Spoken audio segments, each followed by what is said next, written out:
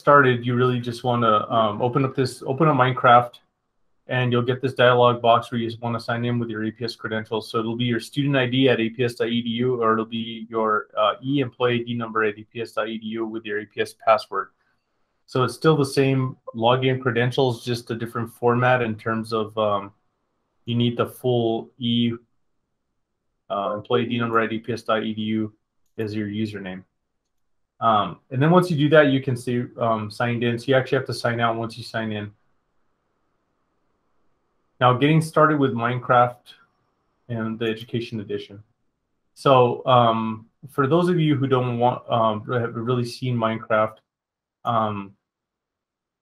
I have a short video in here that I'm not going to show. I'm not going to show this video, but it basically gives you an intro to Minecraft in terms of some exciting things that kids are doing, and in terms of like doing science projects, builds. I think one of you actually said that you created a space that kids explored. Maria, maybe you said that, and they did some fun things. So there's a lot. They really, sky's the limit, but it gives some really good tangible examples of like what that looks like. But I want to draw attention to two different areas, and we're going to kind of dive in and go through a few scenarios here.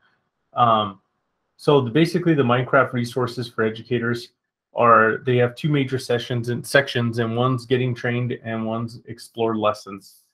So I am going to go over each of those really quickly, and I'm going to start a little bit with the training section. So I just want to make sure I get ahead of myself here. And so the training section, when it's linked to from that website, it'll bring you into this page here. And on this page, you have a few different resources for training for Minecraft for educators. So what I would do personally is go through the Minecraft Teacher Academy. So if you really want to integrate and make this part of it, you can do it if you feel comfortable enough with technology and intuitive enough with video games. So vis-a-vis your own personal play with video games, because I know there's still a lot of old school gamers from the 80s that grew up with Nintendos. And then there's also some folks who have never played video games. So whatever your comfort level is, if it's not playing video games and not comfortable with the video game space, I would advise you to take this beginner level course and learn how to play. And what it does is it makes you start a course. And you'll see here it's only duration an hour. And you get credentials for this. So it's like they have their own gamification version of this. But you can start the course, and it'll make you actually watch the video that I posted in the slide deck to kind of get started. Then it'll give you some basics on like how to use your keyboard to navigate the space. And this is kind of really important too. This could actually be something that you iterate or moderate for your. Hold on a sec. I'm just looking at the chats here just to make sure. Thanks, Benjamin. Yeah, Atari. I didn't see that one. Yeah, Atari. Atari was even before Nintendo, to be honest. So that's fun. Anyways, you have this kind of keyboard shortcut piece. So the important part of this, anyways, what I'm saying though is you go along through this training, it's actually good to learn how to play the game. So you can learn positioning, you can learn movement, you can learn interactions. I actually had to play it a little bit last night just to remind myself what it's like, because I was like, oh, what do these keyboards do? How do I activate this intercom? How do I interact with this person in chat? And so you can quickly get caught up in things. One, if you don't want to be unaware of what the students are doing in your class during this time while they interact. And two, it gives you a way to communicate and build interactions that are really meaningful, especially as we get into the lesson plans. You're going to see what that looks like. So this is kind of essential. It's almost like learning the basics of Google Docs before you do collaborative docs with students, right? Learn the basics of the tool. They have a fun article in here. They have a fun video on kids interacting, and then it takes you through the gamification piece, which is kind of breaks down in a really nice graphic. So there's a ton of rich content in here that will get you well oriented with getting started with Minecraft. And of course, it's just full of stuff that we couldn't build in EdTech that would even compare to it. They've done a really good job of putting this stuff together. So I would start here, and then what you could do at the end is take a quiz. And if you take the quiz, it'll make you sign in with your credentials. And remember, just like signing into Minecraft, you want to sign in with your APS login credentials.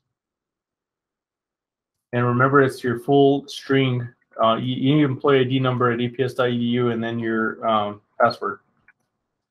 So once you do that, you accept. And I'm actually not going to take the test because I don't know if I'd pass it or not, but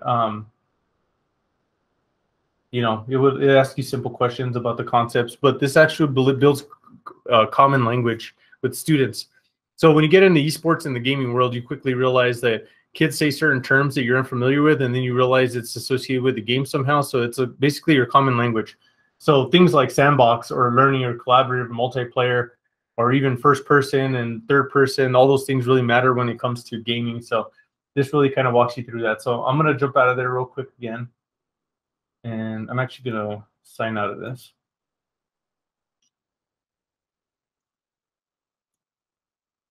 And I'm going to jump back in here. So anyways, you have that first level, beginning level course. And then, of course, you have this intermediate course, which applies to the classroom. So this one's really intended for, you know, really what are you trying to accomplish? What are your objectives?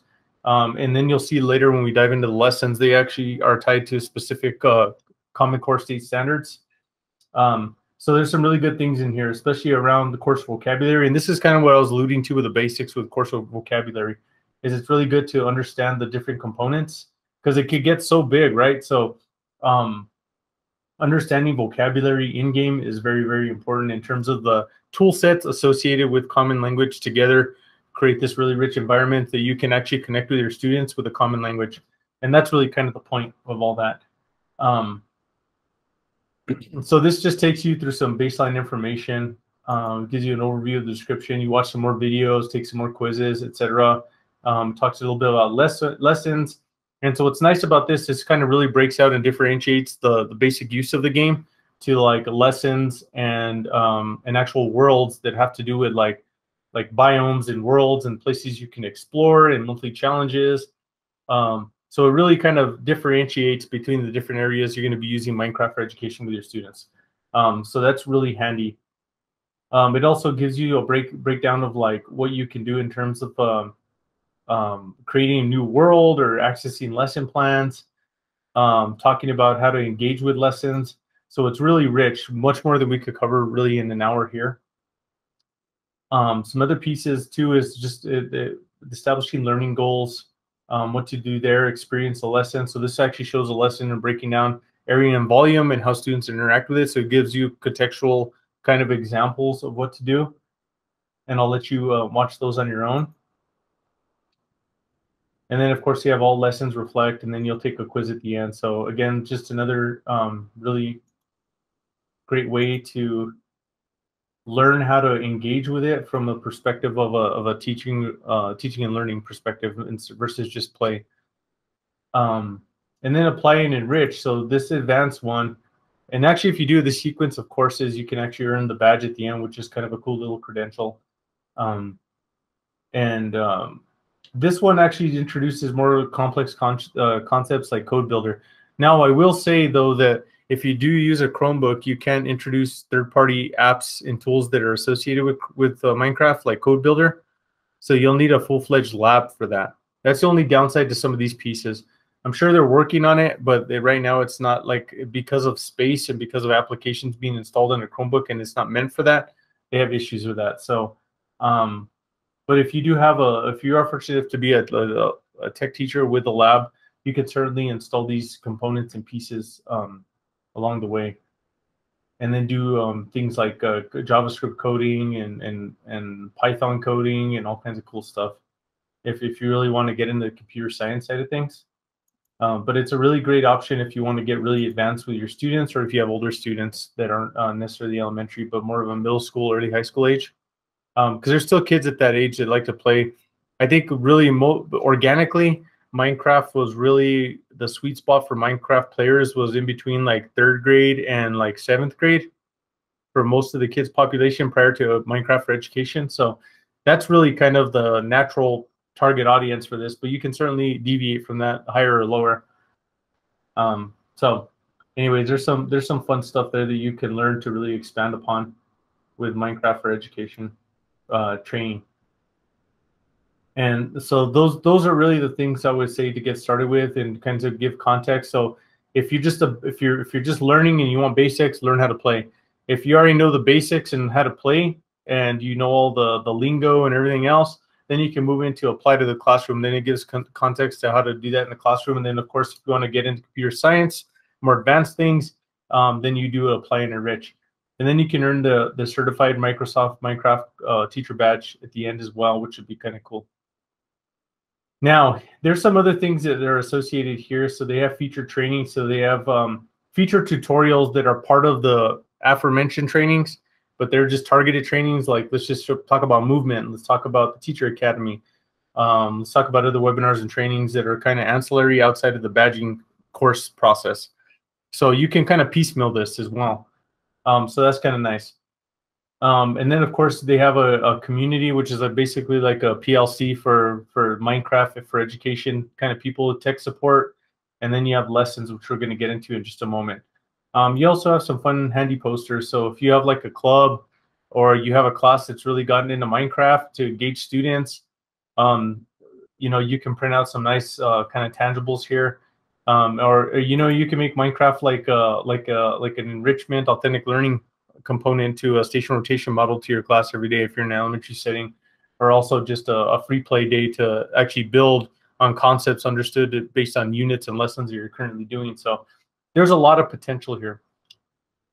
So with that said, that's kind of the general kind of resources you have around Minecraft for education. As the ed tech department becomes more mature in supporting this and has a little more context and experience supporting this and actually plays with it a little bit more, we'll be able to help you develop lesson plans and access lesson plans and put together accessing lesson plans that actually fit in within the scope and sequence of what you're trying to accomplish in your classroom. So we'll get a little bit better with that as time goes on, but this is also fairly new to us. It basically became available to us during COVID, which wasn't our primary focus point, but it's an ever-evolving space that we have access to. That's a great tool. So more to come there. Now, to start a lesson, let's see if this opens up good for me. So basically, I started a lesson by doing this. I'm just going to show this quick video because it may help a little bit. So what I did is I installed Minecraft. And what you happen when you open up Minecraft on your teacher device is you see this screen. And so it again makes you log in with your Microsoft credentials. So I'm signing in there with my Microsoft credentials. It makes you accept the end user agreement. It's downloading all your resources, and that's what installs on the hard drives. So you can look at new and featured lessons, or you can just play outright. So what I did is I went back to a lesson page.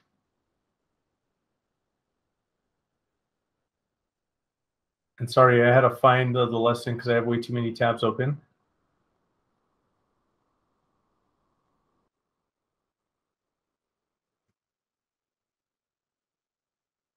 And so anyways, you go back to the main resource page, which allows you to access the lessons.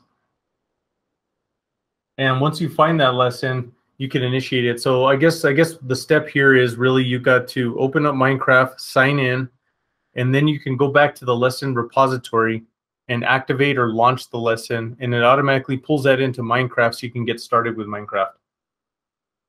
And my apologies for this thing loading. I actually did a video except for that part. So anyways, we go to this lesson, right? So there's a thing called Museum Heist, and it's one of their new featured lessons. It's actually just launched on July 1st. And it's basically themed around Wonder Woman. So your main character is Wonder Woman, and you start off the experience by launching the lesson. And let me see if I can restart this and play it because it's kind of fun. So after you log in and actually go to the website,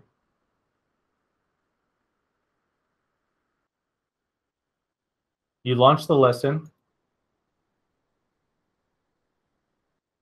So I'm going to resources and lessons. And this is this lesson page that I have yet to show. We're on the training page. So this is the lesson page, and you'll see they have basically kits for different subject matter. And then they have feature lessons. So I said, oh, I want to try this museum heist. This might be something fun. Of course, you want to, this is what I was talking about in terms of us being able to speak to these lessons, because it would be nice to kind of shove these in, see where you're at with your teaching and learning and your scope and sequence of your curriculum, and then figure out where these lessons fit. We basically go to the lesson and you click open with Minecraft, and then you open, you click open URL minecraft.edu, and then what it does is it reinitiates Minecraft, which I already had open and logged into. And then it says create world, lesson plan, or assign and share. If I click lesson plan, it'll actually take me back to the website or open up the website that I originally launched. You can assign it or share it. So I clicked on lesson plan. It brought me back to the page. So those three buttons basically just give you the ability to assign, the ability to go back to the website, or the ability to launch the world. So having figured that out on the fly, I said, okay, well, I'm ready to go. So the import started, and I imported the world or created the world. And so it gives a moment, and I'm sure this is where one of you were mentioning that it takes forever for the class to load when we're all doing it together. I'm sure this is where it gets stuck, right?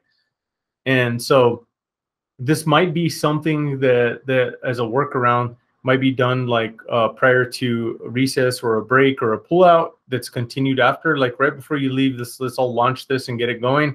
And then hopefully by the time we get back, we can actually interact with it.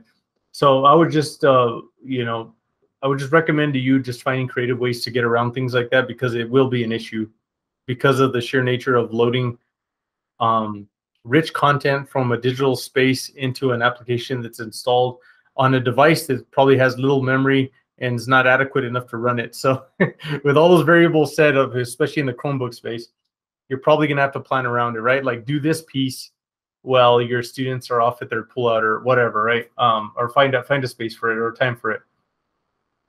So anyways, when you get in this lesson, it's kind of cool. So I didn't know what to expect when I got in these lessons, right? So anyways, first of all, I'm trying to figure out how to use this thing again. But what's nice though is when you get started with this, you actually have the controls on the left, so you can just use your keyboard to figure out how to do things. And you can also hide the controls if you're like a veteran user. And I'm going to skip ahead because I kind of fumbled about trying to figure out life in Minecraft for about 3 minutes, not knowing what I was doing, banging on the intercom trying to get something to interact, and then I realized, oh, I got to actually initiate it by a specific prompt. So after I figured out how to interact with it, I was able to interact with Wonder Woman, who is a curator at the local museum. And so once I spoke with her, she wanted to show me this event, or I mean this exhibit. And so we interacted and we spoke, and then she opened the door and we went into the main hall, and thieves had stole the exhibit. And so you interact in this way, right? So welcome to the museum. We're so glad to have you. So this is just an example of what these lessons are like, right? So it's kind of fun. So you're kind of going on this, you're kind of interacting, you're going through this space. She opens up a door, shows you the exhibit, and then you realize there's these like thieves that stole all the stuff. And where did they go? And then she says, oh no, okay, so bad things are happening and we need to help. So she disappears, and then she comes back as Wonder Woman. And then she says, "Go." I opened up all the doors so you could check out the exhibits and see what else is happening. So, anyways, you go through these series of like prompts where you have to find clues and you have to figure things out and you have to explore, and basically it comes to this culmination of you know, you can launch other activities like Code Builder, and it really just gets diverse at this point in terms of the interaction on Minecraft. So you're solving problems, you're working together, you're advancing clues, you're having dialogue. So these lessons are really good. And sorry I didn't play that smooth. It's actually really slow right now. But that's really where kind of these lessons become really important, is if you can figure out a way to both manage the launching of Minecraft in a way that's not impacting student learning time. So do it proactively or ahead of time, or develop some sort of norms with your classroom of like, okay, today's a Minecraft day. Remember at 1:30 we're going to play it. So that means we got to plug in all our Chromebooks, charge them up, open them up, access Classroom, launch Minecraft early, and then make sure it's ready to go for the afternoon. So that's what I guess I'm recommending in that space is try to just be as proactive as possible, because you see how long it takes to load. But when you get in this lesson repository space, you have these subject kits, and this is kind of the meat of it in terms of lessons. So this is a good place to start, unless you're hyper creative and you already have a really good understanding of the game and what's possible, along with really good planning around standards that you could do with lessons. It's really good to start here. And what's nice though too is you actually have a digital citizenship curriculum that you can actually start off the year with. So if you go into some of these subject kits, it basically takes you into this thing here. So like digital citizenship, back to school, introduce yourself in Minecraft. So you can actually use this as an interactive space to chat with other students and interact and introduce yourselves. So that's one lesson.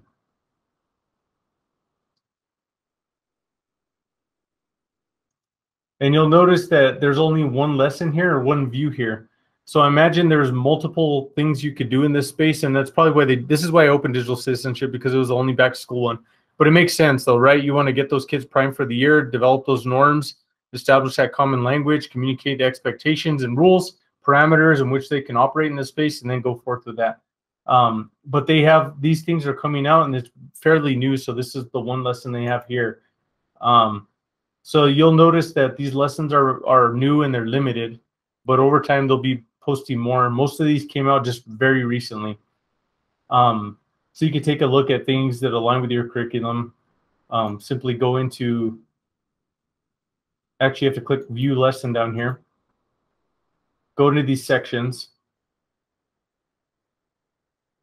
Review the different age groups that it's intended for, grade levels, content areas, national science standards, teacher prep notes. You could do a lot of different things here. It just gives you kind of a breakdown of what the lesson's about. You can also print a lesson or a page if you have to log it somewhere. You can share or assign, so you can copy it, and then you can launch it. So I'm going to try to, actually I can't launch this one. I could launch the other one. I couldn't launch that one. So anyways, there's a wealth of knowledge here in terms of lessons that are available to you. And the other piece that's kind of nice outside of these kits is they have featured lessons that they're reviewing all the time. So they have the hour of code. I want to launch this. I'm going to open up Minecraft here in a minute anyway, so you can actually see what Minecraft looks like. Okay, there we go. So this one right here has open in Minecraft. So it's already a pre-loaded world that you can access real time. So and a way to get started within the same space is open up Minecraft and launch it.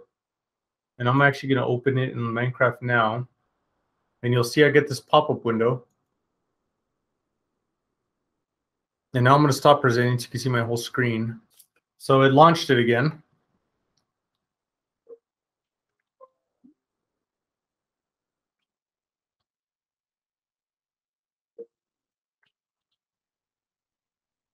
Make sure to build in time for all of this.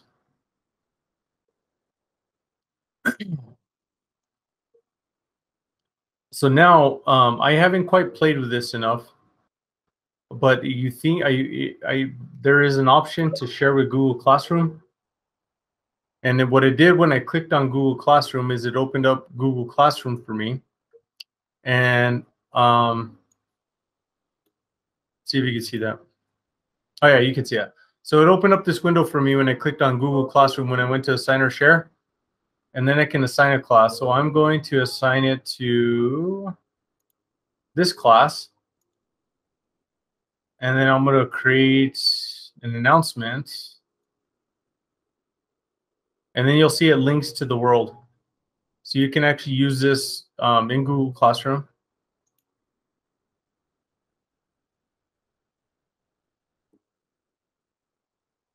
And then kids will be able to link for it from there. So there's a couple different options you could do there. Move this back over here.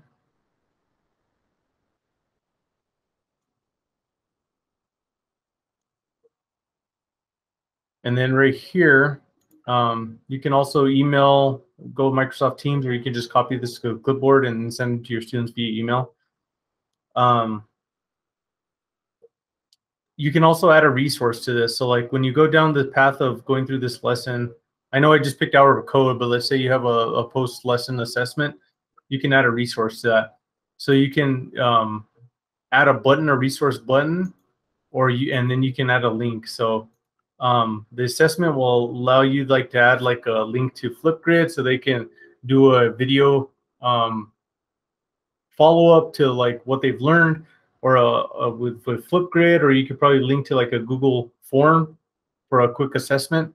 So there's some options there to add that here, and you put the URL here and then name it here, and it'll create a button, which is nice. So that's that option with the sign and share. The lesson plan will take you back to the website. And then here it just has kind of tags, and it gives you a breakdown of what it is. So Minecraft, a tale of two villages, and it gives you a breakdown of what it is and the power of code to bring two villages together. So it gives you some sort of scenario and interaction. So what you want to do is you can create the world. And again, this is the part that takes a moment to launch. So it's going to ask you, and it's saying here that I need to allow access, but I'm in the game, so I can't get to that button.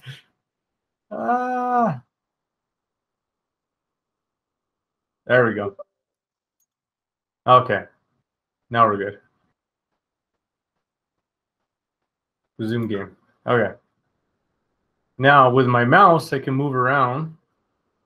I can move forward, back, left, right. Interact with this. And I forget how to interact with this because I totally forgot about this yesterday.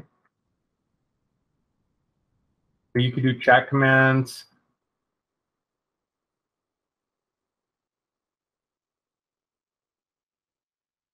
And I don't know, can somebody help me on this? How do you interact with literature? There we go. It's a right click. Sorry. So it takes you through the Tale of Two Villages. And then you keep going.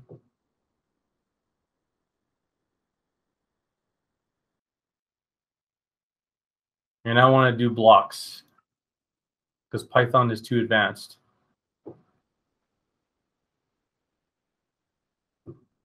So anyways, you kind of get the gist of it. And see.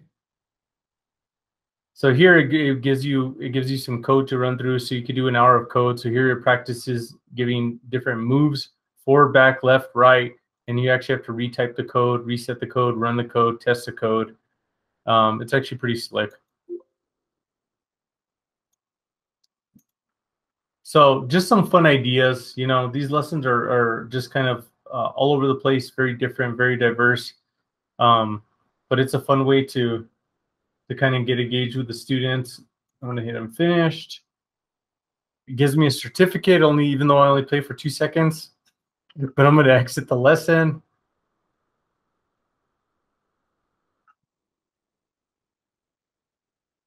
And then, of course, you could just do, you can switch accounts. You can change your settings. You can access those lessons. Remember those lesson plans we saw? They have some of those here in the featured area. So we just did Hour of Code 2020. So that's how you access that new and featured. They have different ones there. And then you can just play outright. So you can create a new world, join a world, import a world. I know that on Chromebooks, and I don't know if anybody can speak to this, but I was seeing reports that people were having trouble importing worlds. Did anybody experiencing that with Chromebooks? Because I couldn't verify that.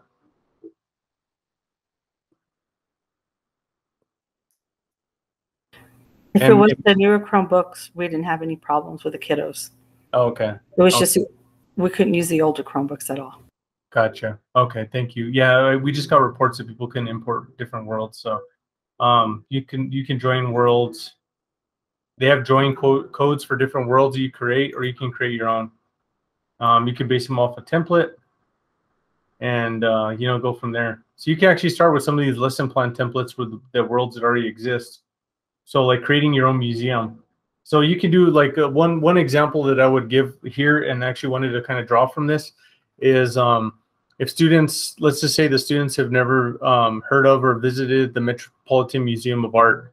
What you could have them do is select one room in the Metropolitan Museum of Art, study all the different art pieces, see what pieces of artwork are in there, and then create that space inside of your own museum by selecting a museum map and creating the world. And then you'll see that these have lessons plans with them, but you can also create your own space like that. So I'm just going to create a new one. And going back to what I was talking about earlier, when getting used to these programs, it's very important that you understand the different game modes like survival or creative. So survival is the one where you can get these weird little gnarly looking dudes coming after you at different times of day, and you can put your characters asleep, and it gets pretty crazy. So creative is most of the time the safe space for in interacting, and you want to do it not hard or normal, but you want to do it peaceful, and that's usually a good place to start. And then of course you can give it a name, and then you can start up the map by default. You get bonus chests, has some different parameters down here, and I'm actually exceeding the full screen here, so I can't even. I'm just going to go ahead and play.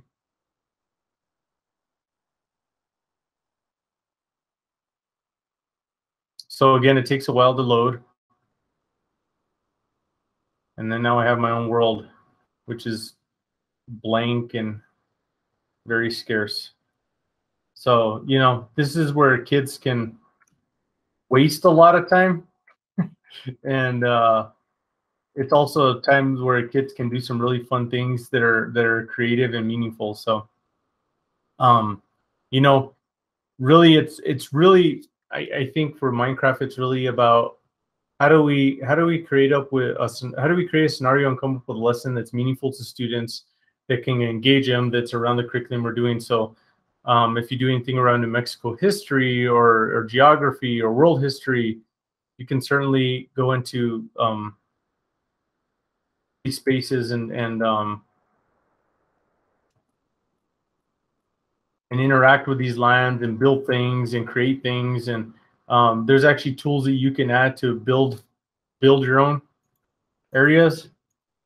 Anyways, you know, I don't want to speak to it too much because I'm no expert at the game itself, but it's a lot of fun. There's so much potential here, but you have to understand the tool set to understand what your threshold or what your parameters are, basically like the playing field, and then what's possible. And then really from there, it's really just how do you want to leverage this space to engage kids. So, and then of course to exit, you can save and exit, and then gain access to all the different things you have access to already. Join worlds, create worlds, play, access new lessons, you know, update your little character. That might be an identity project, right? So you selected this guy as your character. He looks kind of like a brawny woodsman. Do you like beards? Like, why did you select that guy? Or, you know, make it fun, or generate your own character. Why did you select that character? What does it represent? So there's a lot of different things, and there's a lot of different cultural and seasonal related characters in here as well. So just a lot of fun overall. A lot of things you could do. Now I want to reserve probably the last 10-12 minutes to answer any questions you have. But that's basically it. I mean, you have your lesson plannings, you have your support space, you have tons of documentation in terms of like the impact. So like if you are getting pushback and want to explore this, you can definitely look at the impact in some of these news stories around Minecraft for education to justify the time spent on that. Possibly even get parents involved with the work. They even have a section for getting started for parents. So if you do have any parents that are, you know, are really questioning kind of like why they play Minecraft, I know there's a lot of parents after the COVID that experienced a lot of video games and distraction at home. And so it's always good to have good, meaningful conversations around the why. And it's basically saying, you know, we're taking something that they already love to do and are interested in doing and using that as a tool to engage them and show their creativity and show their learning. And really that's the conversation. So Parents can actually get Minecraft to play at home. I don't know how they log into this or how that's associated with their account. It might be through their student account. But they have some parent guides in terms of like downloading, great for lessons, so the kids can actually work with their students at home for these types of things. This might actually be a good redirection for somebody who's really engaged with these students, and they're trying to find a way, like at home with parents, trying to get them to be a little more productive with Minecraft or with video games. So anyways, a lot of great resources here for parents as well. They can actually explore lessons and do these things with their kids at home as well, independent of the school. So, and then if any of you are interested in starting an esports club, they actually have a whole component on that as well, which in terms they have different like challenges, and basically it's challenges in esports with Minecraft. So you make a model of Pirate Cove, so that's like one, but a lot of good stuff there. And then also there's a join the community. So there's a different section here where you can actually crowdsource some of the different community profiles and work with people directly. And so it's kind of a fun space. And there's a lot, and I didn't really just scratch the surface on a lot of different areas. I didn't really go in deep into one area or another, but I'm just kind of giving you an overview of like what it takes to install it, what it looks like to launch it, how to access lessons, making sure that you understand certain variables so you're successful in that implementation. You'll see on my right screen over here, we actually have documentation for this as well. So anytime you need help, you can always reach out to the EdTech team and get help with installation or configuration of your school. They also have remote learning guides and stuff, the things you could do where they kind of break down a little more granularly, like individual lessons. So they have like how-to guides, basically. Some of these are outdated because some of these links don't work, so they're updating it all the time. But all in all, it's actually a really fun tool. I think the most important piece is learning it, and then of course, again, the lessons. So